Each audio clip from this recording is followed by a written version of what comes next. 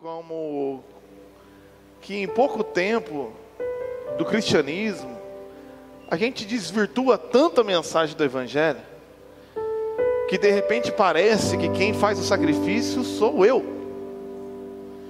e que a ceia é uma memória do meu sacrifício por amor a Deus. Não, a ceia é um memorial do sacrifício que Jesus fez pelos seus pecados. É a humilhação que Ele sofreu para que você não sofresse mais. A morte que Ele experimentou para que você não experimentasse mais. Então a ceia é uma celebração da obra e da vitória de Cristo. E ela revela com muita profundidade o seu coração. Nós estamos falando há praticamente um mês, hoje completa um mês, sobre como nós temos que ter a perspectiva correta a respeito de quem Deus é. Porque a perspectiva a respeito que você tem de Deus interfere na maneira como você se relaciona com Ele. E a Bíblia ensina que se você quer ver como o Deus invisível é, e entender o que Ele pensa e saber o que Ele sente, você tem que olhar para Jesus Cristo, que é a imagem do Deus invisível. Olhar para a sua expressão e aquilo que Ele declara que é o seu coração. É muito comum dentro do cristianismo pessoas que se encontram cansadas, sobrecarregadas, pessoas que sentem que Deus não quer mais saber delas, se cansou delas, as considerou miseráveis, fracassadas, insuficientes. A gente ouve isso muito na pregação religiosa. Deus considerou você insuficiente. Você não é bom o suficiente. Você não tem fé o suficiente. Você não tem alegria o suficiente. Não tem a esperança o suficiente. Então você não merece. Não, está tudo errado. Na cruz nós entendemos que só Jesus Cristo foi e é completamente suficiente. E Ele fez isso para amar pessoas insuficientes, como eu e como você.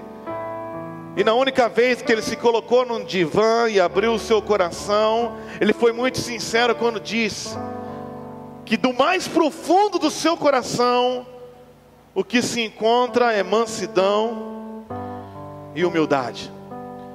Há 2 semanas atrás nós falamos da parábola da ovelha perdida, e quando o próprio Cristo, relatando a respeito do seu ministério, disse que como um bom pastor, quando encontra uma ovelha perdida, e a ovelha perdida é você, a ovelha que se desviou, a ovelha que se extraviou, a ovelha que não consegue voltar para o caminho por conta própria.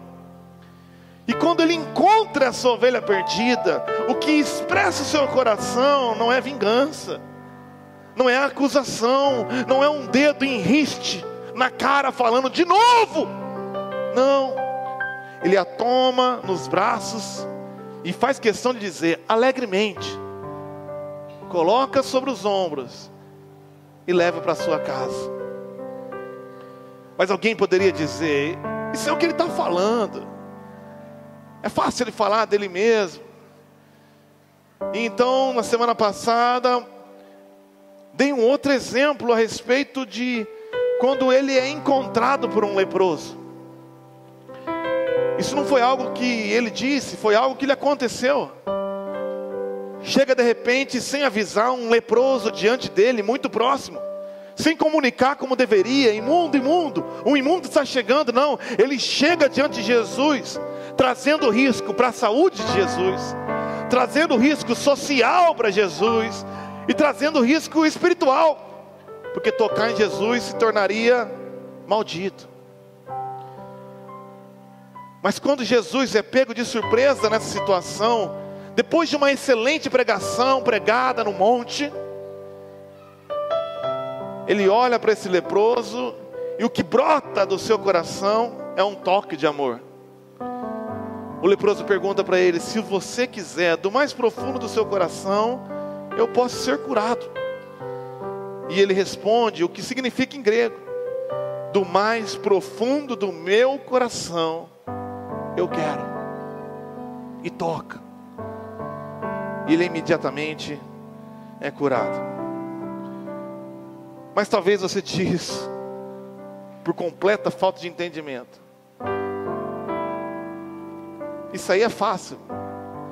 Eu queria ver se Jesus estivesse na situação que eu estou. Então hoje eu quero encerrar essa série indo no mais profundo que um homem pode chegar e que já chegou na história da humanidade. Tem um livro muito famoso chamado A Arte da Guerra, de Sun Tzu. E ele disse uma vez assim: numa batalha, não encurrale o inimigo. Deixe sempre uma saída, senão não restará outra alternativa a não ser lutar pela própria vida. Então cada soldado inimigo valerá por 10 dos seus. É um conselho de guerra. Porque quando um homem é encurralado, quando não tem mais saída, a única saída que ele tem para lutar pela própria vida é destruir você. É destruir o outro. Obviamente, nesse mundo moderno, raramente, talvez uma vez ou outra na vida, você vai ser encurralado para salvar a própria vida física. Mas todo dia nós somos encurralados emocionalmente. E é nesse momento que você é encurralado que você mostra o seu coração. Quando eu namorava a Renata, eu sou um cara que tem alguma dificuldade com afeto, tato. Eu não sei porquê, eu queria descobrir. Um dia eu vou pegar uma hora com o Idevard ali para ver se ele descobre um monte de podre que eu tenho em mim. Mas eu tenho medo de começar a falar com ele e não sobrar horário para mais ninguém.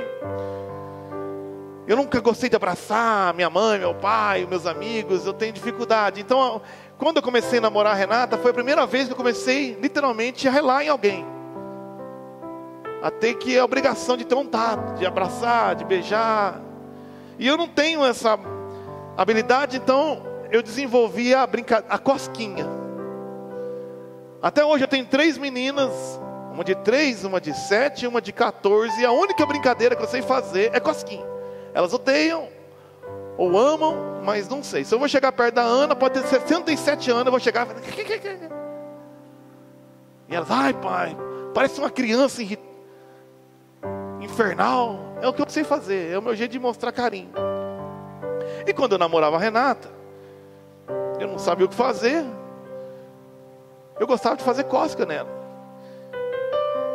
E eu prendia a Renata assim, no sofá, e ia fazendo cócega. E se você reparou bem a Renata, ela tem a mesma altura que eu, só que dos 1,80 m que ela tem, 1,50 m de perna.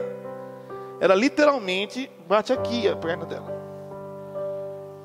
E um dia eu prendia a Renata e sufocava ela, segurava a perna, o braço no jiu-jitsu ali, ó. Ia fazendo cócegas. E aí a Renata, quando é encurralada, irmão, a Renata vira o cão. Mas eu segurei, fazia isso com muita habilidade. Mas um dia eu relaxei. E nem eu, nem ninguém da minha família vai esquecer esse dia, porque quando eu relaxei, eu vi ela encolhendo aquele 1,5 m de perna. E sabe quando a tua vida passa diante dos seus olhos? E eu falei: ih! E a Renata, em câmera lenta, eu tenho essa imagem até eu... Ela recolheu e pum! Não é exagero, eu saí do chão, bati as costas no armário, pá! E caí no chão e meu pai: meu Deus, o que aconteceu? É só a Renata encurralada, irmão. Não encurrale essa fera. Nunca encurrale uma fera. Porque quando você é encurralado, você vai demonstrar o que tem dentro do mais profundo do seu coração. Quando você está com estresse elevado, você está com fome, está com calor, está com dor, está agoniado, está preocupado. Não é comum chegar alguém e provocar você, e te irritar, ou falar alguma coisa, e você está à flor da pele, e talvez você fale uma coisa que se arrependa, mas sem perceber o que você estava fazendo é revelando o seu coração. Talvez você é vingativo, você vai falar uma coisa para ofender, você não queria falar aquilo, mas você gosta de se defender. Você fala para irritar, você fala para acabar. Porque quando um ser humano chega no extremo emocional, físico, espiritual, o que brota da tua boca é o que há no seu coração. E a gente tem que entender isso, porque se o que Jesus falou a respeito de si não é suficiente, o que lhe aconteceu não é suficiente, então vamos ver como ele reagiu no momento mais extremo da sua vida. Eu costumo dizer que você não conhece uma pessoa pelas ações, você conhece uma pessoa pela reação, porque agir bem todo mundo age. O problema é quando você reage a algo que fere profundamente você. E as pessoas têm muita dificuldade de entender o que Jesus fez, porque não entende muito menos quem Ele é. O sofrimento de Jesus não começou na cruz. O sofrimento de Jesus começou na própria encarnação. Eu e você nunca vamos entender isso, porque tudo que a gente conhece é a realidade de ser humano. Mas a palavra de Deus fala que Jesus, no princípio, já era, Ele já existia. Ele sempre foi Deus. E o próprio fato de se encarnar, de se limitar a toda a sua existência, abrir mão da sua glória, para ter 2 braços e 2 pernas carnais, para um Deus, é humilhação. O sofrimento de Jesus começa no fato de quando Ele tem que ser criado por suas criaturas. Todas as coisas foram feitas por meio dEle, e por meio dEle tudo que foi feito se fez, inclusive José e Maria. A gente se sente afrontado quando alguém inferior em determinado assunto nosso vem meter o bedelho na tua vida. Quem é aquele cara para falar sobre isso comigo? Jesus teve que passar a humilhação de, sendo Deus, ser criado por Maria. Sendo Deus, ter a sua fralda trocada. Sendo Deus, tem que se alimentar. Sendo Deus, tem que evacuar. Deus! Isso é muita humilhação. Jesus teve que passar a humilhação de ser subordinado a autoridades limitantes. Com 12 anos ele vai até o templo e ele já sabe mais que todo mundo. Mas não, ele tem que ficar na dele, porque por mais que ele seja Deus, ele está incorporado num menino de 12 anos. Então a mãe dele procura e dá uma bronca nele ainda. Onde você está, menino? E ele tem que se submeter. Quando você sabe muito sobre o assunto, e tem que se rebaixar para lidar com pessoas falando um monte de besteira na tua frente, porque ele se submeteu à autoridade local, ao sacerdote, à mamãe, o papai. Mesmo sendo Deus, se limitou ao tempo. As pessoas querem ser usadas por Deus, mas não querem se preparar um dia. Ela entra na igreja ontem e quer pregar amanhã. Jesus é Deus, e não fez nada até os 30 anos de idade, que era a idade que poderia ser um rabi. Um homem judeu só podia ser rabi com 30 anos. Ele não fez nada. Ficou lá esperando a hora certa, trabalhando em marcenaria. 30 anos de vida, indo para lá e para cá em Nazaré, tendo uma única missão e tem que ficar esperando. A infância de Jesus não deve ter sido muito fácil, não. Mas o que a gente vê no coração dele nesses primeiros 30 anos da sua vida? Humildade e mansidão. sempre humilde, sempre manso, obediente. Dos poucos relatos que há, não há o que reclamar, porque ele é manso e humilde de coração. Então começa o seu ministério. Você conhece o coração de um homem no ministério. Eu brinquei uma vez com uma psicóloga da Junta de Missões Nacionais, que ela fez uma entrevista comigo, e ela falou assim, que para ser um bom pastor, você tem que ter 4 habilidades sociais. E elas vão de 0 a 10, e ela tem que ter no mínimo 6 e no máximo 10, em cada uma dessas habilidades. Eu fiz o meu teste lá. E na primeira habilidade, que de 0 a 10, eu tirei 2. Na terceira, de 0 a 10, eu tirei 4. Na terceira, eu tirei 0. 0. E na quarta, era 3 ou 4 também. A mulher falou assim: você não presta para ser pastor. Como é que você é pastor? E eu disse para ela assim: eu achei que Deus me chamou para o ministério para fazer uma obra através de mim. O que eu descobri é que Deus me chamou para a obra, para fazer uma obra em mim. Porque no ministério você é atestado, cara, afrontado, zombado, uma figura pública. Tudo que eu faço vocês reclamam e acham ruim. 2 pessoas acham bom, 10 mete a boca. Se a gente bota azul tá ruim, se bota rosa tá péssimo, se bota luz uma porcaria, se canta essa música. No ministério você é provado, e ninguém foi mais provado que Jesus. Porque quando começa um ministério, ele recebe a aprovação do Pai. A primeira coisa que ele tem que encontrar é Satanás, meu amigo. 40 dias sem comer e sem beber, num calor miserável. E quando teve fome, quem aparece? Satanás. Você é mesmo filho de Deus? Imagina, Jesus ficou 30 anos encarnado para desfazer a obra do diabo. E quando começa o ministério, em extrema necessidade física dessa humilhação carnal, a primeira coisa que ele encontra é o desgraçado que fez ele fazer, que obrigou ele a fazer o que ele tinha que fazer, zombando da cara dele. Mas como ele responde? Mansidão. A palavra também diz isso. A palavra também diz aquilo. No ministério, Jesus foi rejeitado pela família, cara. Os irmãos não consideravam ele. Ele não era ninguém para os da própria casa, como ele mesmo diz.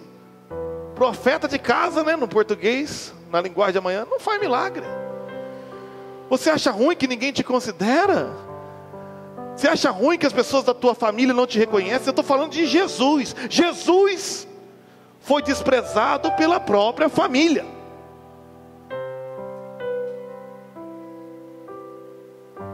E esse cara desprezado pela família, de repente começou a ser usado pelo povo. Fazia milagres aqui, fazia milagres ali. E a multidão seguia Jesus, não porque amava Jesus ou se interessava por ele, mas queria usar ele. João 2 deixa isso muito claro, porque ele fala assim, que uma multidão seguia, mas Jesus não confiava neles, porque sabia o que passava no coração, e não precisava do testemunho de ninguém. Jesus sabia que aquela multidão que seguia ele, não estava ali com ele porque gostava dele, mas estava ali com ele porque queria um milagre, queria uma bênção. Me dá a tua bênção para depois eu ir. Enquanto não te deixarei ir até que me abençoes. Ou seja, depois que você me abençoar, pode ir. Eu não estou nem aí para você, eu quero o meu milagre. Imagina você ser Deus e ter que andar com gente interesseira do teu lado. Não tem uma pessoa que gosta de você. Ela quer o teu dinheiro, ela quer a tua indicação, ela quer a porta que você vai abrir.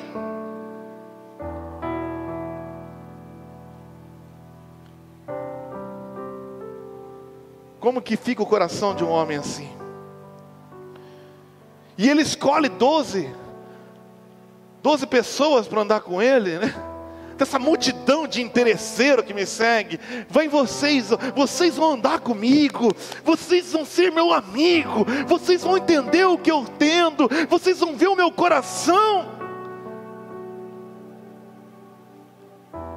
E ele começa a falar, e um dia ele está pregando, e olha, é necessário, discípulos, que o Filho do Homem morra, e no terceiro dia ressuscite. Está ensinando para 12 analfabetos, irmão. Todos os discípulos eram uns otários, não serviam para nada, foram rejeitados na escola que tinha na época. Eles eram os imprestáveis, eles chamavam quem não era nada. E de repente, aquele Deus encarnado ensinando, o texto diz assim em Mateus 11: Pedro o chama para o lado e o repreende. O repreende.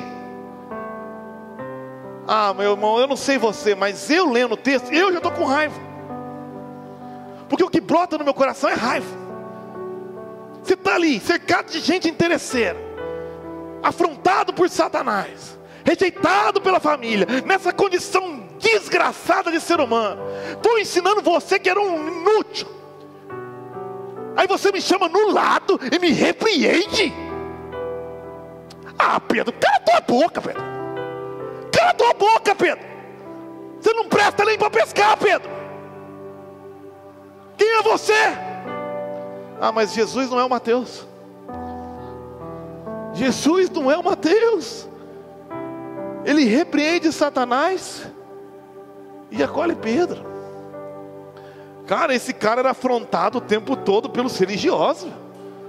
Um bando de otário falando em nome do seu pai. Mentira, mentira. Olha, o pai de Jesus falou isso, povo, escravizando as pessoas, cercando ele, procurando pegar ele em alguma coisa o tempo todo. Você sabe o que é andar com alguém o tempo todo, procurando que você fale uma palavrinha aqui para passar rasteiro em você? Eu sei. Porque em vez de você prestar atenção na pregação que Deus está te trazendo, você ficou talvez encucado que eu falei, otário. O pastor falou, otário. Eu vejo na cara, olha lá. Só que eu não sou Jesus, então eu vejo.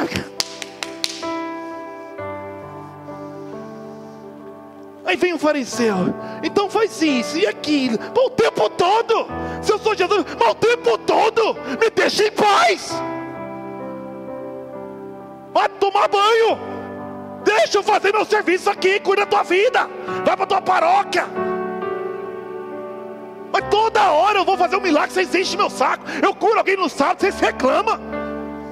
O cara era leproso, não é mais, vocês reclamam. O cara era um manco, está andando, vocês reclamam. Ai, pelo amor de Deus.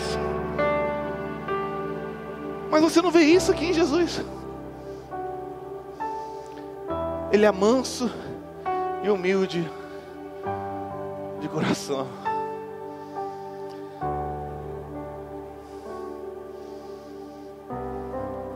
Mas então nós chegamos nas últimas horas. Ah, não, agora esse cara vai se revelar. Não é possível. Não é possível. Ele vai e prepara a ceia. Olha, prepara a ceia lá, que eu vou ensinar um negócio bom para vocês. Na ceia ele não chama nenhum servo, tá? Porque o papo era só com os discípulos.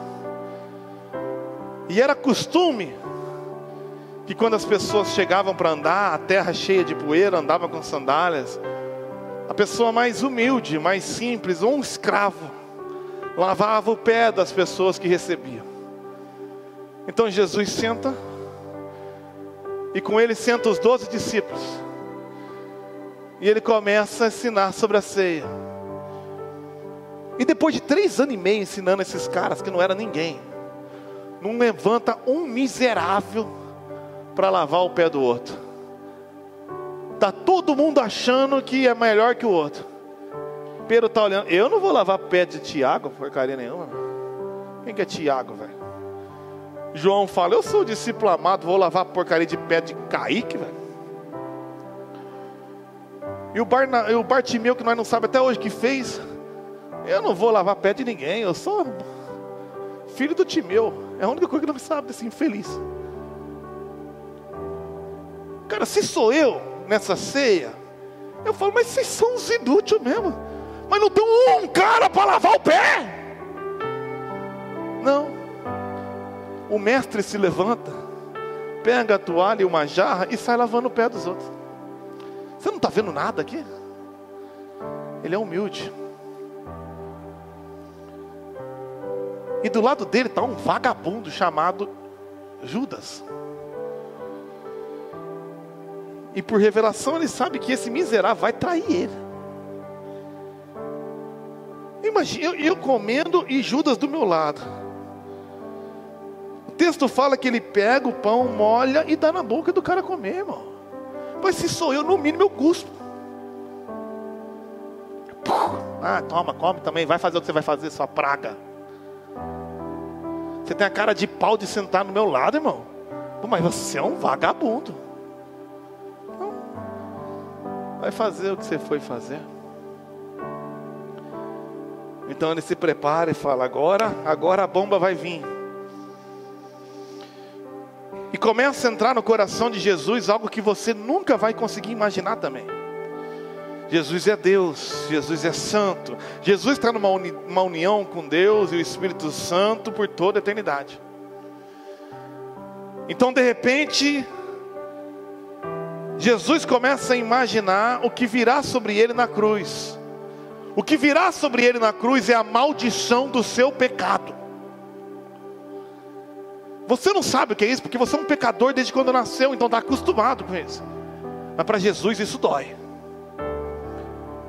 O que virá sobre ele é o abandono, é o virar de costas de Deus para ele, pela primeira vez em toda a sua eternidade. E o pior, o cálice da ira de Deus vai ser derramado furiosamente sobre a sua santa cabeça, de maneira imerecida.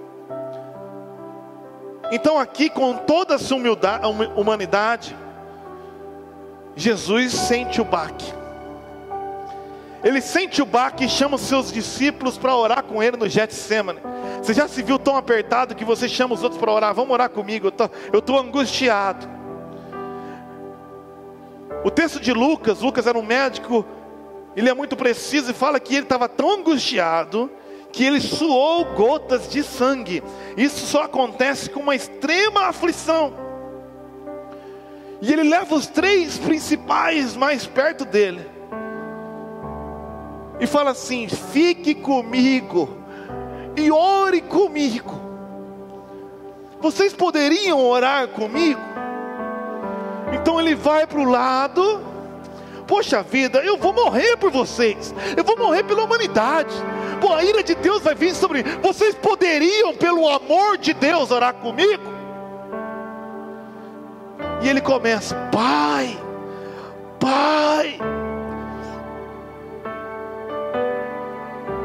se possível, faça de mim esse cálice. Se tiver um outro jeito de fazer, porque vai ser horrível. Não é morrer não, não é apanhar não, é a ira.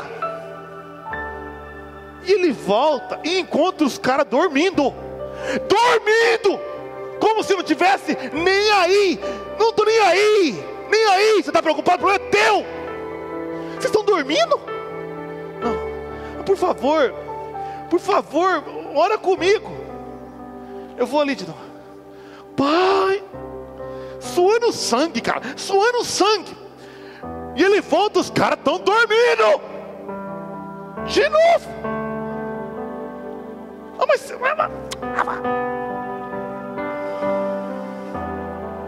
Mas não presta nem para orar. Eu vou morrer por você. Será que você consegue orar? Não. Gente, ora uma hora. Olha a mansidão. 1 hora. Por favor, ora 1 hora. Pô, na terceira vez, acho que ele pensou: não, pelo menos agora. Os caras acordou, né? Quando ele volta, os caras estão dormindo. Sério mesmo. Eu estou decidindo se eu vou morrer por você, cara. E você só está dormindo, mano. Ah, se é eu, você já sabe, né? Ninguém ia ser salvo nesse negócio. Ah, mano, quer saber de uma coisa? Vocês que se explodam, mano. Eu não vou assumir maldição de vocês. Vocês não prestam para nada. Vocês são uns inúteis. Isso é o meu coração. Eu estou falando a verdade, tá? Não estou fingindo não é um teatro não. É o meu coração. Se Deus me pede para morrer por você, e eu chamo você para orar, e você ora por mim, eu não morro por você. Na verdade eu te mato.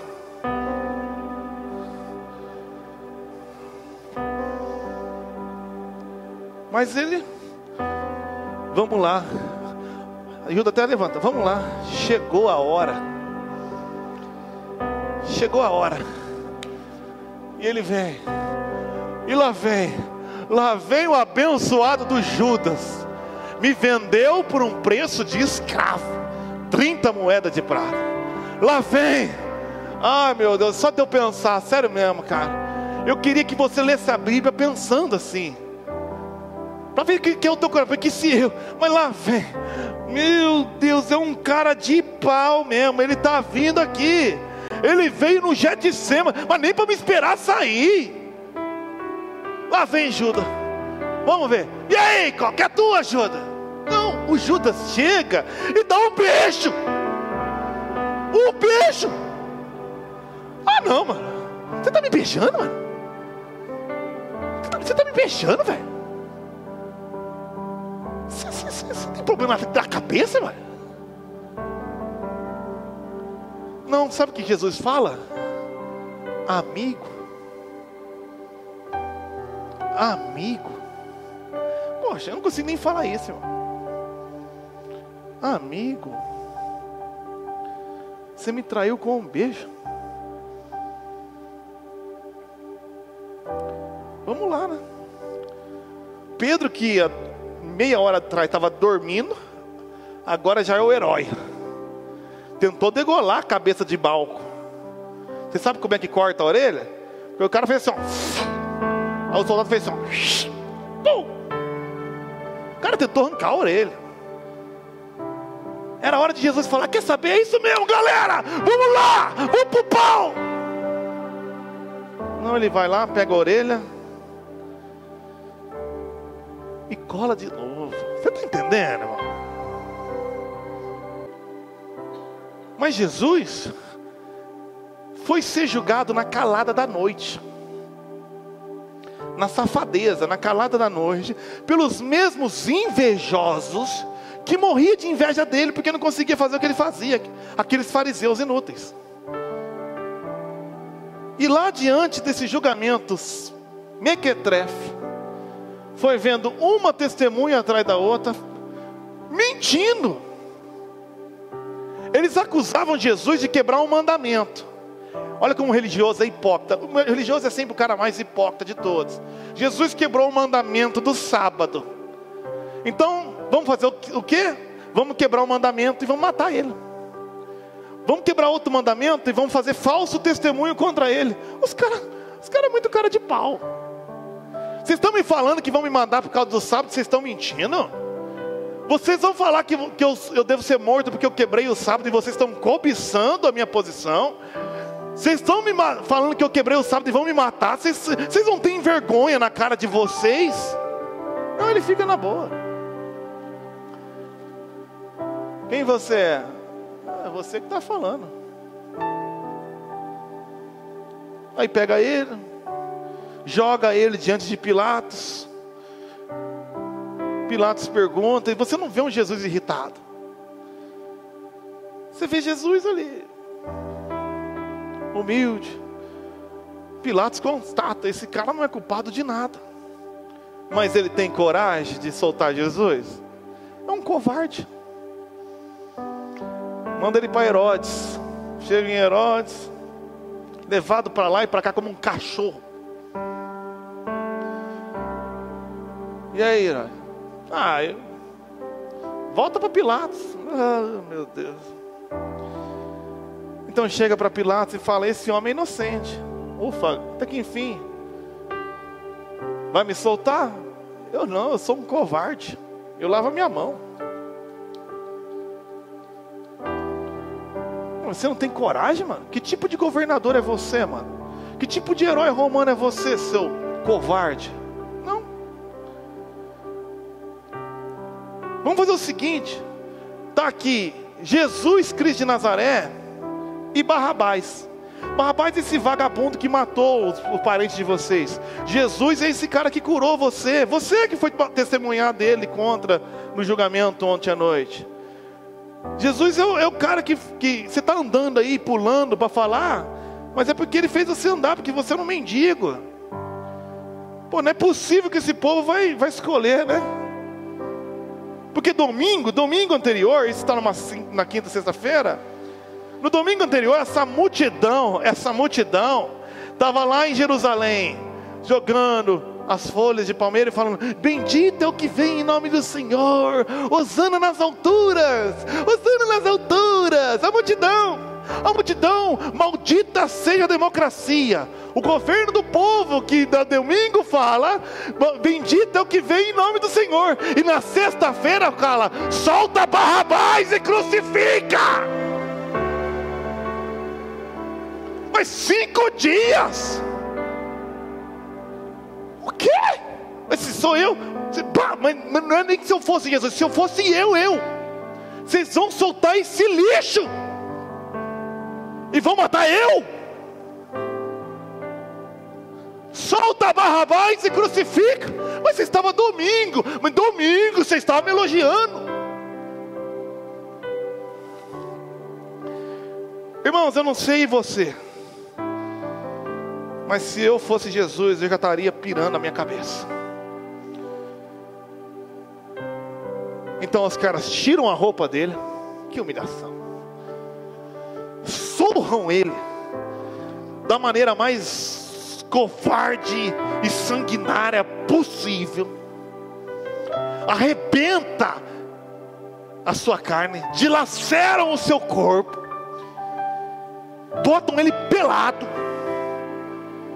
E a cruz, que era para ser de Barrabás, joga nas costas dele e fala: agora você vai passar na avenida da cidade para mostrar que você é um lixo. E ele passa com aquela cruz, sendo humilhado pelo mesmo povo que ele curou, perdoou, salvou, amou, acolheu, ensinou, se encarnou e ia morrer. Vai andando: salva você mesmo, aí rei dos judeus. Meu Deus. A cruz era tão pesada, o seu corpo estava tão destroçado que ele não consegue nem carregar.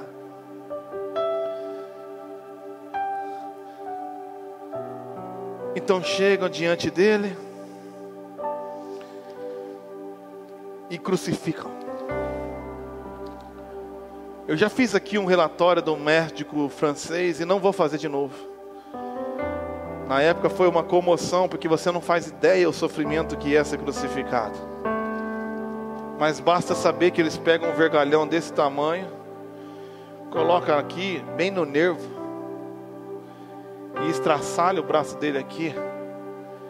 E a cruz não era para ele, então estica do outro lado e trava aqui também. E depois que crucifica, prega ele, tem que prender o grafo, né? Então pega o toco e joga ele com a cara no chão. Pá! Bate um prego. Depois prende a parte de baixo com o seu pé.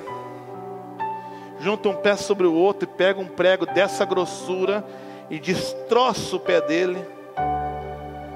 E depois que ele está pregado, com essa dor dilacerante, eles erguem então um buraco e joga ele. Pum! E o seu tendão, que está esticado como um nervo, como uma corda de violão, com o prego bem no meio, faz assim.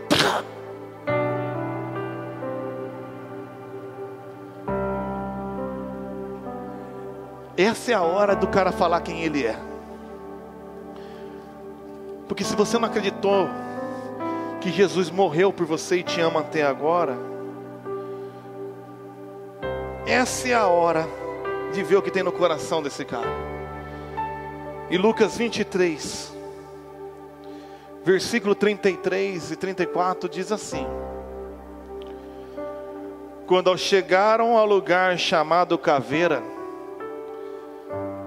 o pregaram na cruz. Os criminosos também foram crucificados, um à sua direita e um à sua esquerda.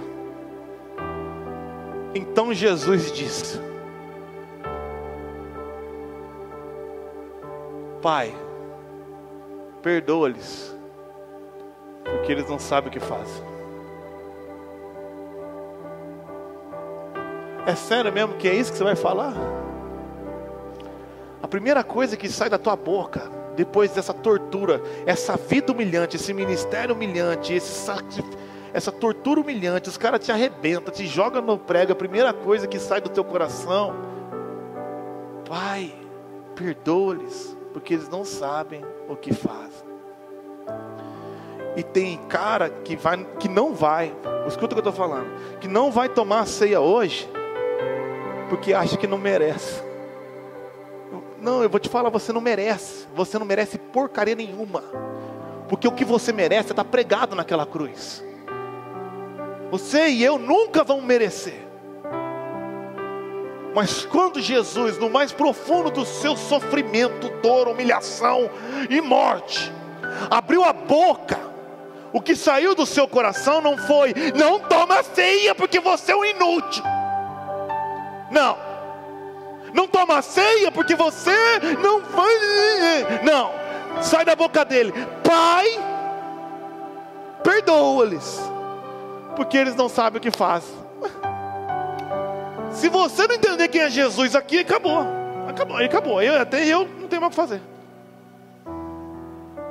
João é mais sentimental. É um menininho novo. Alguns dizem que tinha em torno de 16 anos. E olha o que ele disse, João 19, versículo 25. Esse Jesus é inacreditável. Olha o que ele disse no momento de maior sofrimento. Perto da cruz estavam a mãe de Jesus, a irmã dela, Maria, esposa de Clopas, e Maria Madalena. Então, quando Jesus viu a sua mãe ali ao lado do discípulo a quem ele amava, ele disse: Ô gente, está doendo. Ô gente, que luta, hein? Não foi nada egoísta. Eu esqueci de te falar. Se você está pregado na cruz, o que prende você é os pregos. Aqui para fazer o filme tem que botar uma corda, mas é um prego. E a tensão do corpo é tão grande, pegando o seu tendão, que sufoca o pulmão. Ele sufoca.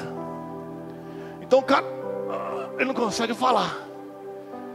Mas para ele falar, Vandi, ele tem que fazer força no pé do prego e forçar o próprio pé contra o prego. E o apoio do braço é o prego no punho, no nervo.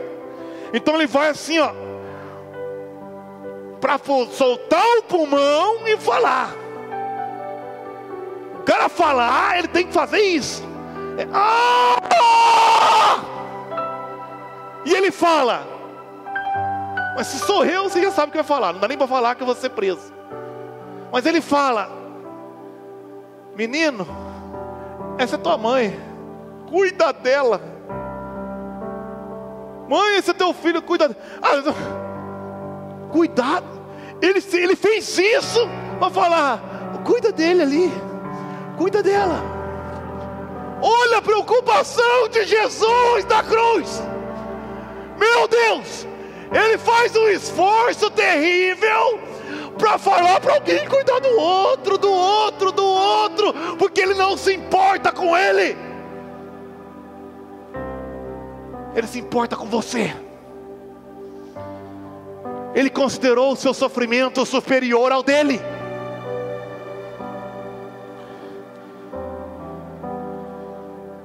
E João, escandalizado por esse amor, reparou mais uma coisa. Versículo 28. Agora, Jesus sabia que a sua missão havia terminado. E ele não disse porque ele estava. Ele disse para cumprir as Escrituras. Estou com sede. Para lembrar você que isso aqui não é um anjo que está lá na cruz. Isso aqui é um homem. Eu estou com sede. E aqui vai um contexto, tá? Isso aqui é um achado arqueológico. National Archaeology. Você sabe o que é isso aqui? Isso é um banheiro romano. Isso é um banheiro do Império Romano, ó. Você está vendo aqui o vídeo real e você está vendo aqui a ilustração. O banheiro romano tinha uma pedra e tinha um buraco. E você senta, faz a sua necessidade. E no chão passa uma corrente de água. Não tinha papel higiênico, gente, pelo amor de Deus. Eles não iam se limpar com papiro, né? Então tá vendo o que está na mão desse cara aqui? Isso aqui é uma vara de isopo. Na ponta, sabe o que tem? Uma esponja.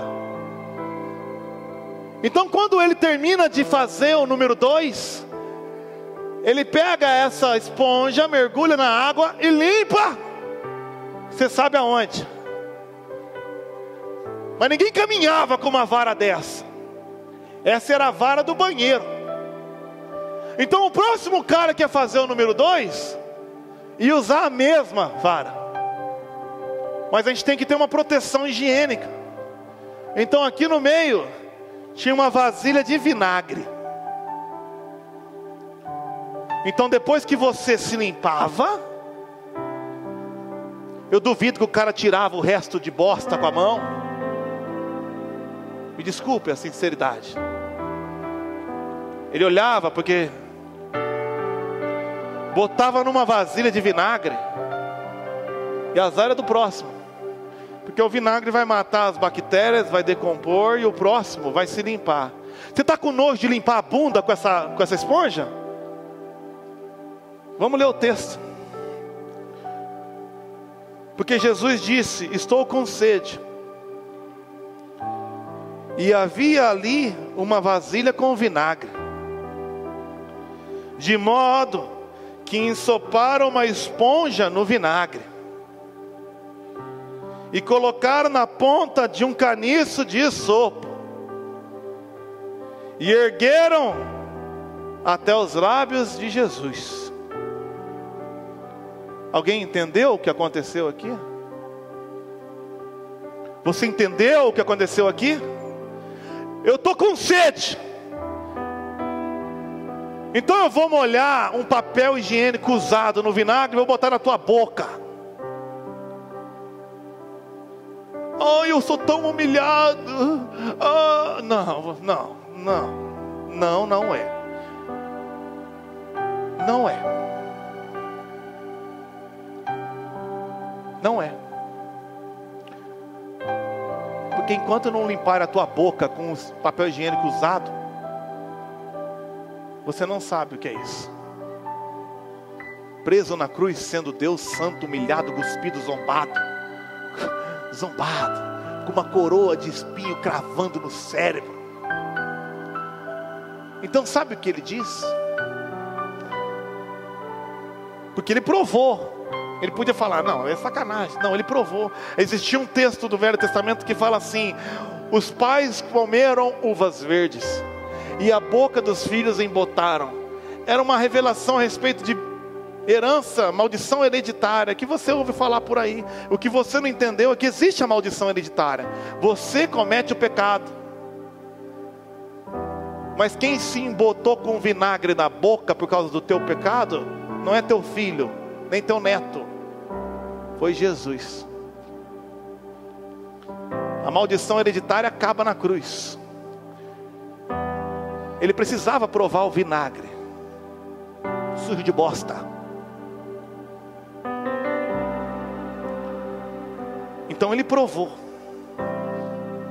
como quem assume a sua nojeira, a podridão do seu ser, o que sai de mais nojento do seu corpo, do seu intestino, encharcado num vinagre azedo, ele botou na boca santa, na boca que nunca xingou ninguém, na boca que nunca ofendeu ninguém, na boca que ensinou o sermão do monte, na boca que só sabia falar, perdoa-lhes, na boca que sabia falar, ninguém te condenou, nem eu. Nessa boca encheram ela de bosta, com vinagre. Então, mais uma vez, ele se pressiona nos pregos e fala assim: sabe a dívida do Arex? Está pago. Sabe a dívida da irmã Nis? Está pago. Sabe a dívida do Mateus, aquele pastor que fala bosta no púlpito? Está pago. Tetelestai, está consumado. Será que Deus se agrada de mim? Não, você não entendeu. Está consumado. Ele não subiu a cruz e falou essas besteiras que você ouve por aí. Ele não subiu na cruz e falou: fiz a minha parte, faz você a tua. Olha aqui, agora eu já fiz, agora vai. Andei 99% do caminho, agora você anda 1. Não. Ele não subiu na cruz e falou: olha, a possibilidade está aí para quem quer. Não. Ele diz: está pago. Está pago. Está consumado. Por que ele fez isso? João 3,16 diz: porque Deus amou tanto o mundo, que deu seu único filho, para que todo aquele que se apropria disso pela fé não pereça, mas tenha vida eterna. Então Deus fez isso. Mas por que Jesus aceitou isso?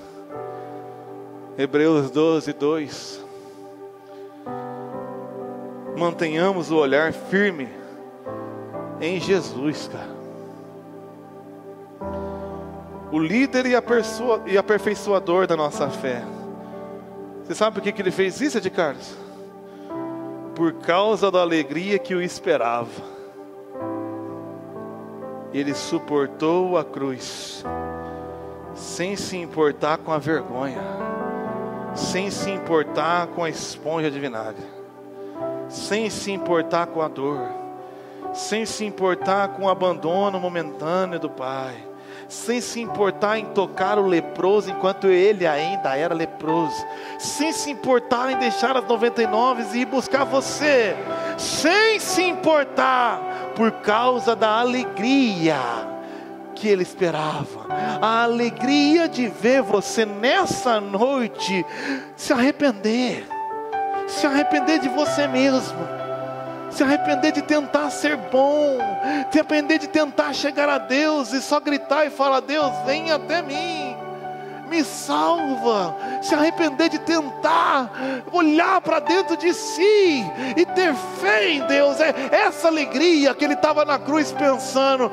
eu vou aguentar isso aqui, eu vou suportar isso aqui, mas um dia lá em Bela Vista do Paraíso, essa pessoa vai falar: eu me rendo.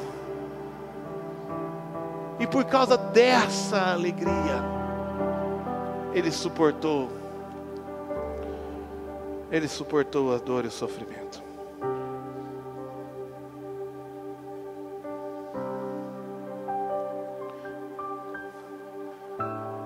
Vamos tomar a ceia? Quero chamar aqui o Milton e o Vandinho. Aí chega na ceia, o cara fala assim: Você está merecendo tomar a ceia? Mas quem que merece isso, meu amigo? Mas quem foi o maluco que inventou isso? Porque lá em Coríntios fala assim: examine-se, pois, o homem a si mesmo. Eu examino a mim mesmo. Eu mereço o que Jesus fez por mim? Não, sério mesmo, eu mereço? Não. Por isso que o texto fala assim: examine a si mesmo e tome. Porque você não pode tomar isso aqui achando que você é bom. Poxa, eu estou arrebentando essa semana, eu estou voando, eu sou um santo, eu mereço isso aqui e muito mais. Eu mereço um carro novo, uma casa própria, meu filho. Eu mereço ser rico. Não, se você toma sem discernir quem é você, você toma em condenação. Mas se você discerne quem é você, você vai falar igual Paulo falou: miserável homem que eu sou, quem vai me livrar do corpo dessa morte? E o texto continua: graças a Deus por Jesus Cristo. Então ele diz, como ele ensinou, na noite que foi traído. Não foi numa noite de festa, não foi no culto que tem uma multidão, na noite que foi traído. Ele falou: esse é o meu corpo. Esse meu corpo, vocês não fazem ideia que esse meu corpo vai passar por vocês. Ele vai ser triturado, humilhado, cuspido, maltratado. Mas coma isso em memória de... Abre a boca para pelo menos falar isso. Em memória de Jesus. Disse: em memória de mim. Então você pega o pão e fala: em memória de Jesus. Então ele pega a ceia. Esse é meu sangue que vai ser derramado até a última gota, porque até quando ele estava morto ainda fizeram questão de furar o seu coração com uma lança, vazando sangue e água. Eu gosto de um escritor puritano que ele disse assim, é uma poesia, né? Como Jesus mandando uma mensagem para o homem que furou o seu coração com uma lança, ele disse assim: alguém diz para aquele homem que não precisa chegar no meu coração com uma lança, é só chegar pela fé, porque meu sangue foi derramado por amor a Ele.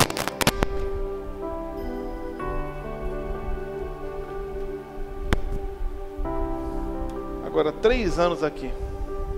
3 anos aqui.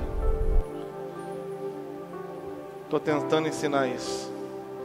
Então o pastor está falando que eu posso fazer o que eu quiser. Não, então você não entendeu nada. Porque um cara que entende que Jesus fez isso por ele e não muda, está morto. A graça é regenerativa. O pecado é degenerativo. O pecado destrói. Mas quando você encontra o amor e a graça de Jesus, isso te constrange, cara. Então você fala: ele fez isso por mim quando eu era pecador. Essa graça te motiva a abandonar o pecado. Essa graça te atrai para a presença dele. O pecado começa a perder o brilho, e a beleza de Cristo começa a desvendar diante de você. Talvez você esteja aqui nessa noite e fala assim: nada mais faz sentido para mim, nada mais tem cor, tem gosto, tem sabor. Que ótimo, maravilha, esse é o lugar que você tinha que estar. Eu não quero mais viver, maravilha.